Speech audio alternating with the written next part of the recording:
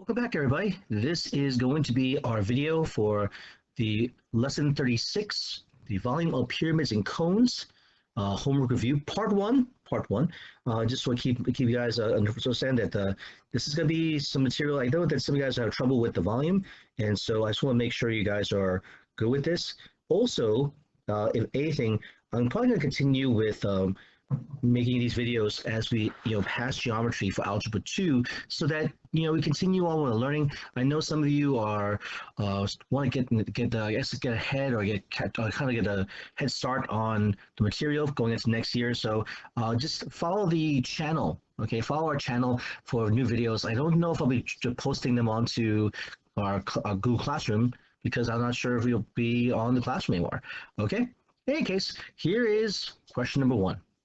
Which of the following is the volume of the cone pictured in cubic inches? And so one of the things we want to do is write out our volume formula for a cone, which it will be V is equal to 1/3 pi r squared times the height. And so this is very similar to the volume of a cylinder, except 1/3. We kind of developed this formula in calculus, actually, when we take the triangle shape and rotate it about an axis, and then calculate the volume from there. So we will learn more about the derivation of the formula later on. So, but understand in this case is going to be 1/3 that of a cylinder with the same dimensions. Our dimensions in this case, the radius we're told is going to be 4 inches, and our height is going to be 6 inches. So we just plug into our formula. So we have 1/3 times pi times 4 squared times 6. And so before I break out the calculator, let me simplify our fractions.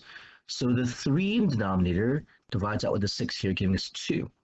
So now we have the volume to be pi times 4 squared, which is 16, times 2, giving us a total of 32 pi inches cubed.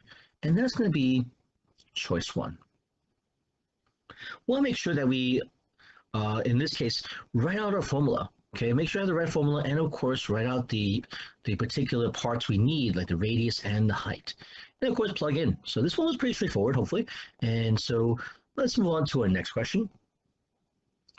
A pyramid is built such that the 3 of its faces are congruent, isosceles right triangles, whose legs are 10 inches long, and the 4th face is equilateral triangle. Which of the following is closest to the volume of the pyramid in cubic inches? So the 10 inches long, the legs. So our 10 inches would be, well, let's see now. Well, let's see. I guess the 10 inches, because I didn't type it in, here would be our 10 inches here. This would be 10 inches here.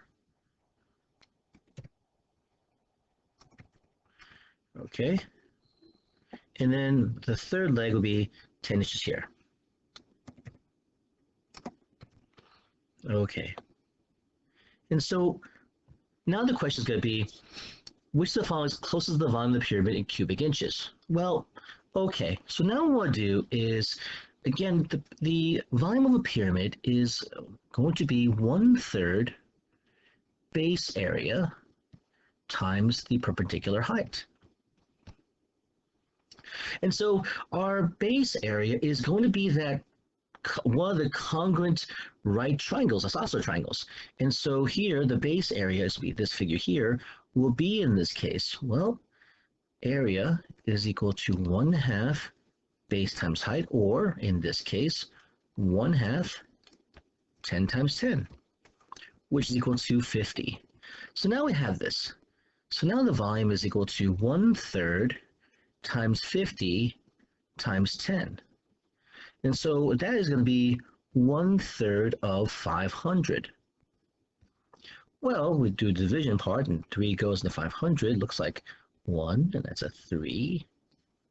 2, that's going to be 8. That's good. Oh, no, sorry, 6. So it's 18, carry 2, another 6 here, and probably another 6 repeating. So it's approximately 167. So this would be inches cubed. So we want to remember that we have to divide by 3. Again, it would be the same exact volume of a prism with the same dimensions. Well, technically, it's the same dimensions as a cube because 10 by 10 by 10, but only 1/3 of that because it's a pyramid. So the answer for number 2 is going to be choice 3. Now for number 3. An octahedron, 8-faced solid, is created by connecting two pyramids by their congruent square base as shown.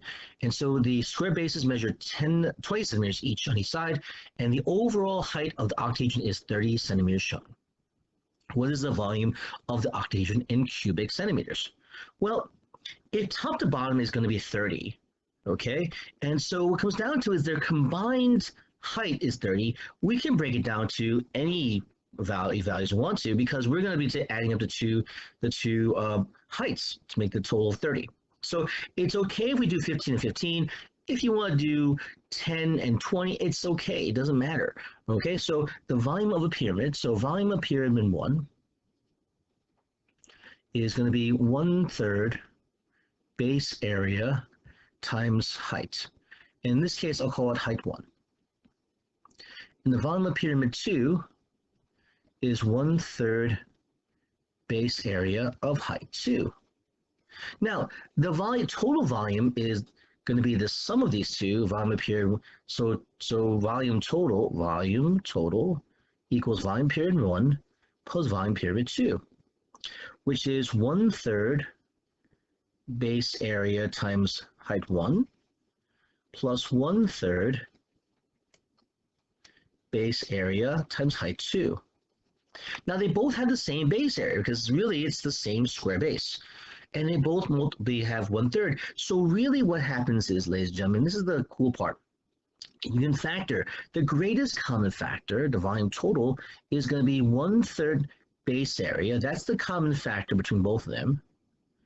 And the leftover factors are height 1 plus height 2.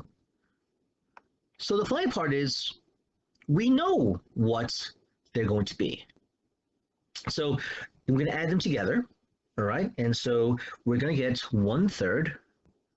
The base area is going to be 10 times 10, 20 times 20, or 20 squared.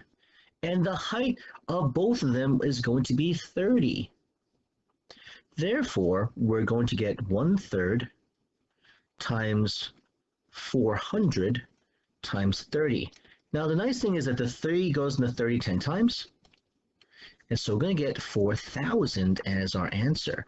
So that's going to be choice 3, 4,000 cubic centimeters. And so I'm going to make this a full page so you can see this now. So some of you guys think, oh, it should be 2/3. No, because we did each one separately, and we didn't even know which the heights were. We don't even need to because we can add the heights together.